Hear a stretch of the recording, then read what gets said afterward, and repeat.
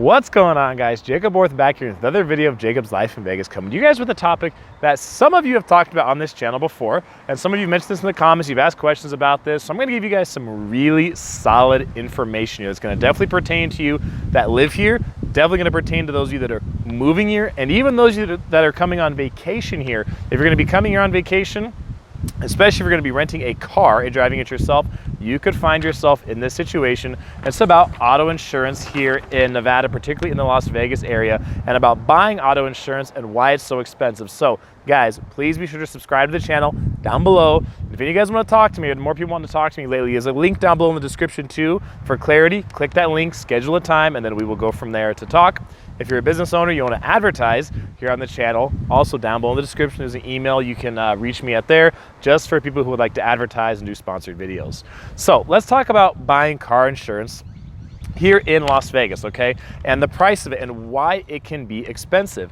Because Nevada as a state is actually kind of in the middle of the pack when it comes to auto insurance rates. But if you look at Las Vegas specifically, I saw one website that had Las Vegas and North Las Vegas. I believe they're both like in the top 25 in the country in terms of cities when it comes to how much auto insurance is and how much it costs. Also here, in Nevada, we do have a high rate of pedestrians who get hit by cars, and there's several reasons that people have talked about why the auto insurance rates are high here in the Vegas area. They're high here in Clark County.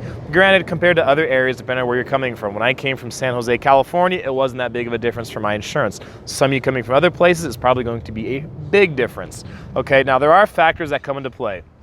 So, of course, the amount of people who drink and drive here in Southern Nevada, right? In a place where you have 24-hour alcohol, there are people who get in the car, they drink, they drive, and unfortunately bad things do happen sometimes. Just by nature of us being a large metro area, we are over 2 million people now. Just being in a large area, you're going to have accidents that happen. We do have our fair share of accidents that happen here. Like I said, we have a high amount of accidents with pedestrians getting hit. We have, that could be people who are drunk driving hit pedestrians, or pedestrians who are drunk, like on the strip or in the tourist areas, who jump in front of cars, do something stupid, wind up getting hit, just because of their intoxication.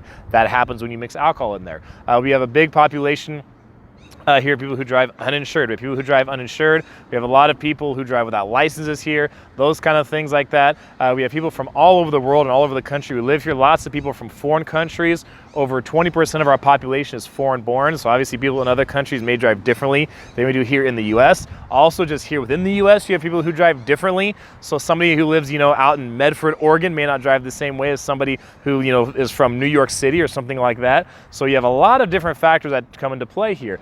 Those are all things that come into play. Those are all things to keep in mind. But really the biggest thing, arguably, about why Nevada and why Las Vegas has such high car insurance rates, there's a thing in Nevada called the collateral source rule. And I'm going to read this to you guys. I'm going to put this in a couple of parts. I'll read you the definition. I'll give you guys an example of this. This example will really help highlight how this rule comes into play, how this law comes into play here in Southern Nevada. And I'll tell you guys the second part of the law and how it plays out into court. When I tell you how it plays out into court, some of you are probably going to be like, wait, what? Like, some of you are probably going to question that. In the very end, I'll tell you guys the rationale behind the law and why it is structured this way. Okay, so the collateral source rule, the definition. The collateral source rule prevents an injured person's damages from being reduced by payments from their own medical insurance, workers' compensation, or other third-party sources. All right, so there's a longer definition here, but again, I'll give you guys a short one. The rule prevents payments from an independent source from reducing the amount that the defendant is on the hook for in a lawsuit. So what does this mean? I'll give you guys an example, okay? Say I'm driving my car, right, and you hit me, okay? I'm driving my car, I'm within the law, I'm doing everything right, and you hit me, okay? My car's totaled. Say my car's totaled, say I had, 20 grand in medical bills, whatever the case is, okay? I go to my insurance, my health insurance, they wind up paying, for my medical bills, okay? My insurance pays for my medical bills. I'm covered. My 20 grand has been paid. I am, put back whole, right? My car, say, let's say my neighbor's a really nice guy, and he goes, hey, you know what, Jacob? I knew your car's totaled, but, I'll buy you another car. Say that guy just offers to buy me another car just to be nice, right? Good neighbor to have. Okay, so here's the deal. Say the car was, 10 grand, whatever. All right, we use even numbers. We use simple math here. Okay, so the $20,000 in medical bills I have got paid for by my insurance. The $10,000 car I was driving that got totaled, was now gifted to me by someone else. They bought it and gave it to me. So I am back to where I was before, okay? Bills are paid, I'm healthy, or medical bills are paid, I'm healthy, and I got my car. But here in Nevada, I can still go after you, the person who hit me. I can still sue you for $30,000. Even though I've already been taken care of, bills paid, car replaced, all that, I can still sue you for 30 grand. That's what this rule means. I could sue you for the 20 grand of medical bills, and I could sue you for the $10,000 value of my car. So even though I got taken care of, you could still be on the hook for paying more. And that's what it says. When it says it prevents an injured person, that's me, I'm injured, right? My damages were my health and the car, right? It prevents my damages, prevents me from having to have any payment reduced by my own medical insurance or any other source of money that comes to me. So all the money I got is totally irrelevant when I sue you. Now this is where it plays out into court. Okay, this is the part about court in Nevada. Again, that this does not apply in every state. Other states are different with this. So if we go to court, I sue you for the 30 grand. We go to court. In court, the jury is not allowed to know that I have already had my medical bills paid and that I've already gotten another car. It is inadmissible in court. The jury cannot know about it. That's how the law plays out here in Nevada. So if you're the person who hit me, then you're hating the whole thing because you want to say, hey, this guy's already gotten everything paid for. Why should I have to pay any more? That's the whole thing of it. So you can see though why this would play out if you're an injury attorney, and we have, of course, as many of you know, we have injury attorney billboards all over this town.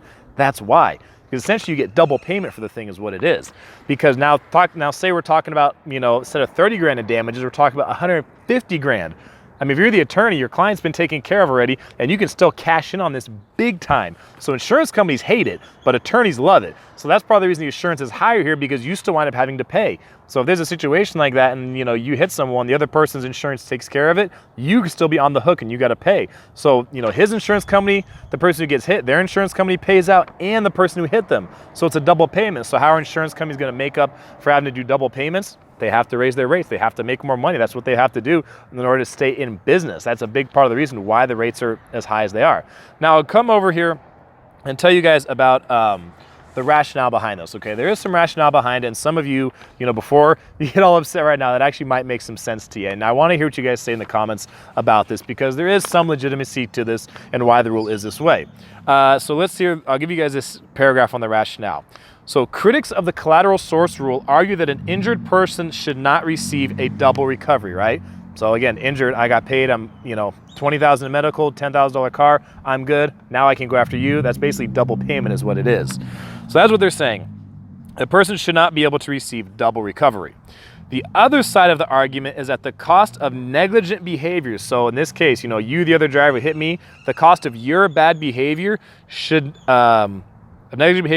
be imposed on the defendant of the at-fault party in order to reinforce a standard of reasonable care that all members of a society adhere to. So basically saying, just because my insurance took care of me and my neighbor was nice enough to buy me a car, doesn't mean you're off the hook. Basically it's saying, hey, you still screwed up, you still gonna have to pay something, even though I'm already taken care of, you're still gonna be punished for your negligent behavior. That's what the rule says, and that's the other side of the coin. Yeah, basically saying an injured person should not receive reduced compensation for injuries because he or she was prudent enough to purchase insurance prior to the injury. So yeah, that's all it's saying. So, hey, I bought insurance.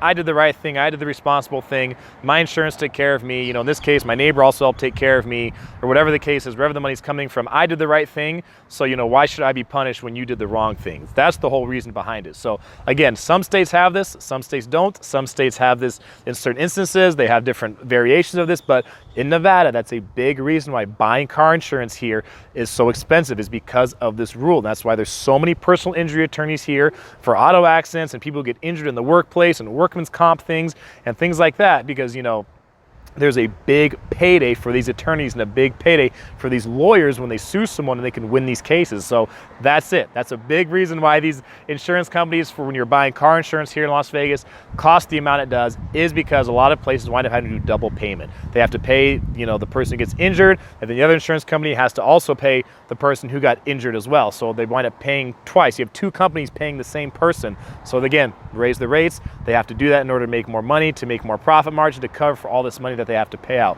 So guys, tell me what you think about this rule here in Nevada. Some of you are probably going to like it. or you at least say, hey, you know, it is the responsible thing to do, because that way the person who was responsible does get taken care of and the other person still gets punished. Some of you are going to say, well, no, that's actually, you know, ridiculous because it costs everybody more money is the case because, you know, this person already got some money, so why are they having to pay extra? I want to hear what you guys have to say about it, you know, about how it places responsibility on people in these accidents and these incidents. Remember guys, if you have not subscribed to the channel yet, please do so. Please go down and subscribe. I've got a lot more videos coming in the future, a lot more awesome stuff for you guys. I'm happy to share this information with you here. If you guys want to talk to me, linked for clarity down below as well. If you're a local business and you would like to advertise here on the channel, there's an email down in the description. You can reach me over there for advertisements on this channel. That's gonna be it for this video, guys. Thanks for watching. I'm Jacob. This is My Life in Vegas.